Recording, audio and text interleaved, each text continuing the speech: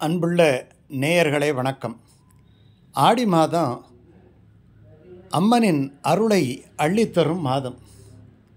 அதுலேயும் இந்த அபிராமி அந்தாதி அதில் ஏதாவது ஒரு பாடலை இந்த ஆடி மாதம் முழுக்க படித்தாலும் கூட நமக்கு நம்முடைய கஷ்டங்களெல்லாம் குறையும். அந்த அன்னையினுடைய அருட்பார்வை நம்மீது விழும். அபிராமி பட்ட ரொம்ப உருக்கமாக சொல்கிறார். அன்னையே, அபிராமி தாயே, இசையை இழப்புக்கூடிய அழகிய இன்சொல் கூறும் எம் பசுங்கிளியே, உன்னுடைய திருவருள் நாடி பல கோடி தவங்களை செய்தவர்கள் இந்த உலகத்தில் கிடைக்கக்கூடிய செல்வங்களை மட்டுமா பெறுவார்கள்? அந்த இந்திரனுடைய விண்ணுலகத்தையும் அவன் பெறுகின்ற போகத்தையும் பெறுவார்கள் மற்றும் அழியாத முக்தி பேரையும் அவர்கள் அடைவார்கள்.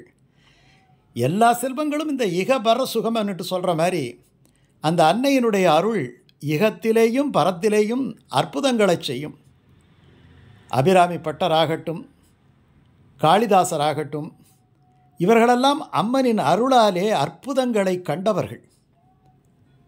உங்களுக்கு பாஸ்கரராயர் அப்படின்ட்டு ஒரு பெரிய வித்வான், லலிதா சகஸ்ரநாமத்துக்கு உரை எழுதியவர், மிகப்பெரிய வித்வான் அவர்.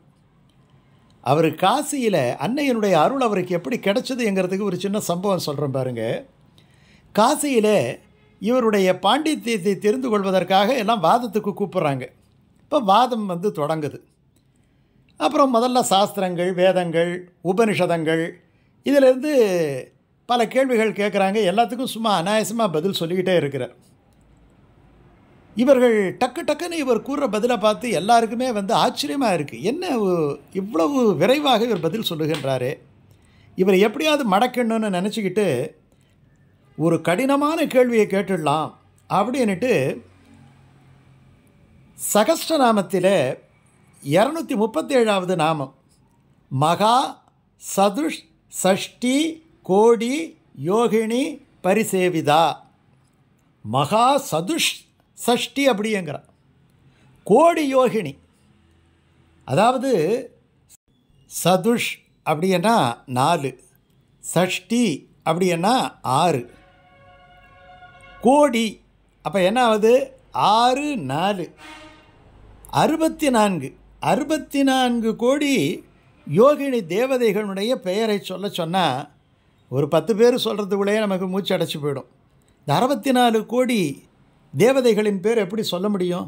சரி, இவரை மடக்கியாச்சு அப்படின்ட்டு நினச்சிக்கிட்டு இருக்கும்போது இந்த பாஸ்கரராயர் கண்ணை மூடுறார். உள்ளே இருந்து அம்பாள் சிரிக்கிறாள். உடனே பார்க்குறார். எல்லாரும் கரெக்டாக எழுதிக்கிங்க, நான் சொல்கிற யோகினியினுடைய பேரை எழுதிக்கிங்க பார்ப்போம் அப்படின்ட்டு இந்த 64 கோடி யோகினி அவர் பாட்டும் கட கட கட கடன்னு பேரை சொல்லிக்கிட்டே வர்றார். எல்லாத்தையும் நோட் பண்ணிக்கிட்டே வராங்க. முடிஞ்சால் எழுதுங்கிறார். மடை திறந்த வெள்ளம் போல அந்த 64 கோடி யோகினிகளின் பெயரும் அவருடைய நாவிலிருந்து கொட்டிக்கிட்டே இருக்கு. அந்த பண்டிதர்களால் எழுதி மாளவே முடியல, தோத்துறாங்க. அப்போ அங்கே இருக்கிறார் குங்குமானந்தர் அப்படின்ட்டு ஒரு பெரிய மகான் இருக்கிறார். அவர் அந்த பண்டிதர்களை பார்த்து சொல்கிறார், இந்த பண்டிதர்களே, நீங்களெல்லாம் எந்த அளவு படிச்சிங்களோ அந்த அளவு தான் சொல்ல முடியும். ஆனால் இவர் அப்படி கிடையாது. அம்பாளினுடைய அனுகிரகத்தை பரிபூரணமாக பெற்ற அந்த சக்தி உபாசகர். அங்கே பாருங்கள், அந்த தோளில் அம்பாளே உட்கார்ந்துருக்கிறார். உங்களின் கேள்விக்கெல்லாம் இவர் பதில் சொல்கிறாரன்னா நினைக்கிறீங்க? அந்த அம்பாளே பதில் கொடுத்து கொண்டிருக்கிறாள். அப்படி சொன்ன இவங்க நம்பலை. உடனே என்ன பண்ணுறார்? தன் கமண்டலத்தில் இருக்கிற தீர்த்தத்தை எடுத்து அங்கே இருக்கிற பண்டிதர்கள் மேலே அப்படி தெளிக்கிறார். ஒரு சில நிமிஷம் உடனே அவங்க கண்ணை கசக்கிக்கிட்டு பார்க்கும்போது சாட்சாத் அந்த அம்பாள் அந்த பாஸ்கரராயர் தோள் மீது அமர்ந்து அருட்காட்சி தந்து கொண்டிருக்கிறாள். இவர்களெல்லாம் அந்த மகானாலே தரிசித்தனர். அப்படிப்பட்ட தரிசனம் நமக்கு இந்த ஆடி மாதத்திலே கிடைக்கும். இந்த ஆடி மாதத்திலே ஒரு சின்ன அபிராமி அந்தாதி சொன்ன இல்லையா, அபிராமி பட்டர் இப்படி தானே காட்சியை பார்த்தார். ஒரு அமாவாசை அன்னைக்கு அவர் என்ன சொன்னார்? இன்றைக்கி பௌர்ணமி அப்படின்னு சொல்லிட்டார். உடனே எல்லாரும் திகைச்சு போயிட்டு இதென்ன மாற்றி சொல்கிறாரே அப்படின்னு சொல்லும் பொழுது அந்த அபிராமி பட்டருடைய அந்த வாக்கை காப்பாற்றணும். ஒரு மகான்களுடைய வாக்கில் இருந்து, அதனால தான் அவங்க வார்த்தை ஆசீர்வாதம் அதெல்லாம் பலிக்கும் அப்படின்னு சொல்கிறதுக்கு காரணம் இதுதான். ஏன் மகா பெரியவாள்கிட்ட போய் எல்லாம் உட்கார்றாங்க?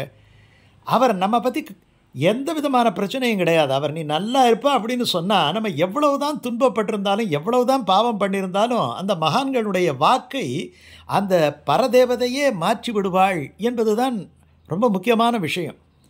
அதனால் அபிராமி பட்டர் சொன்ன உடனே தன்னுடைய காது அந்த தடாகத்தை பொற்றாகத்தை எடுத்து வானிலை வீசி ஒரு முழு பௌர்ணமி நிலவை காட்டி அதிசயத்தை அந்த திருக்கடவுர் கண்டது.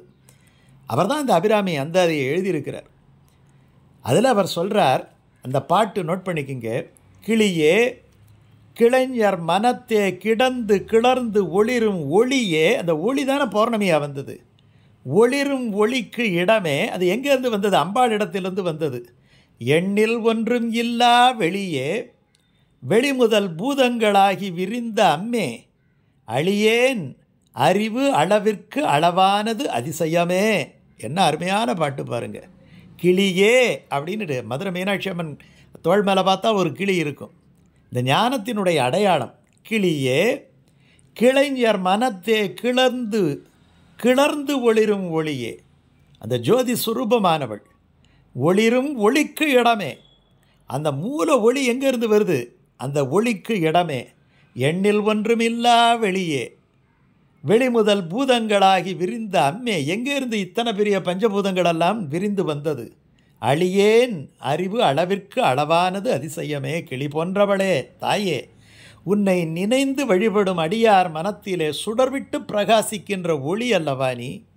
அவ்வாறு ஒளிரும் ஒளிக்கும் இருப்பிடமாக இருப்பவள் அல்லவா நீ? ஒன்றுமே இல்லாத அண்டமாகவும் அந்த அண்டத்திலிருந்து இத்தனை பொருட்களாகவும் ஐம்பெரும் பூதங்களாகவும் விரிந்து நின்ற தாயே, எளியேனாகி என் சிற்றறிவுக்கு நீ எட்டுமாறு நின்றது அதிசயம். நமக்கெல்லாம் தெரியாது, ஆனால் பட்டருக்கு ஞானக்கண் கொடுத்து அந்த காட்சியை தருகின்றாள் அம்பாள். இந்த ஒளியின் மூலமாக நமக்கு என்ன தெரியுமென்னா தெளிவு பிறக்கும். தெளிவு பிறந்தாலே நம்முடைய வாழ்க்கையை நம்ம அற்புதமாக நடத்தி கொள்ள முடியும். அந்த தெளிவுக்கு ஆதாரமாக விளங்கக்கூடிய இந்த ஆடி மாதத்திலே இந்த அம்மனுக்காக, அந்த திருக்கடவுர் அம்மனுக்காக அபிராமி பட்டர் பாடிய அந்த அற்புதமான அந்த அந்தாதியிலிருந்து, அபிராமி அந்தாதியிலிருந்து இந்த ஒரு பாட்டையாவது நீங்கள் அவசியம் நீங்கள் பாட வேண்டும். டெய்லி விளக்கேற்றி வச்சு இந்த மாதம் முழுமைக்கும் நீங்கள் அப்படி பாடினால் அம்பாளினுடைய அருட்கடாட்சம் உங்களுக்கு வற்றாது கிடைக்கும். வளமான வாழ்க்கையை நீங்கள் வாழ்வீர்கள். வாழ்வில் எல்லா துன்பங்களும் நீங்கி தெளிந்த ஓடையைப் போல சீராக உங்கள் வாழ்க்கை நகரும். இந்த ஆடி மாதத்திலே